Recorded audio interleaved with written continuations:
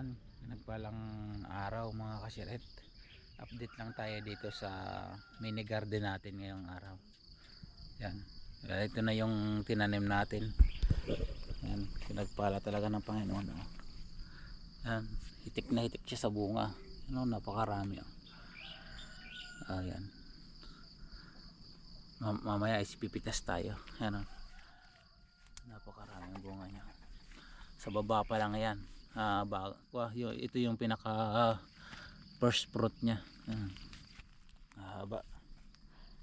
Ano, napaka talaga siya. Stress reliever pag tatanim-tanim tayo sa bakuran. Yan, napakaraming bunga. Alright. Yan, i-maximize natin yung maliit na bakuran.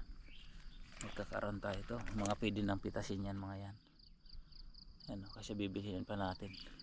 Laging tipid yan. Ano, apat yung bunga niya. Yan, dito pa lang yan sa baba. Konti pa lang yung gumapang doon sa taas. Marami na rin mga dito, busel. Yan, dito sa pangalawang layer. Yan ang pinakamaraming bunga ngayon. Yung first na bunga kasi yun sa puno pa lang. Yan. Update din tayo dito sa tinanim natin na yan, hello. Alright. Yung aso natin na mabait. Ayun din si Sinky. Ito siya mga kasiret. Yan, malalaki na rin. Pwede na rin natin siyang abunuhan. Kangkong pala siya mga kasiret. Para pag magsigang tayo is marami na tayong tanim dito sa bakuran. Bari propagate natin siya para mas maraming dumami.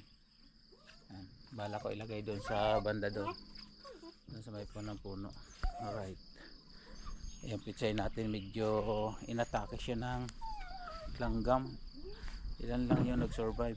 Yan, kinain yung puno niya, namatay. Kaya tanim tayo uli. Bali nilagyan ko yan ng bagong binhi. Alright. Yan lang muna mga kasiret.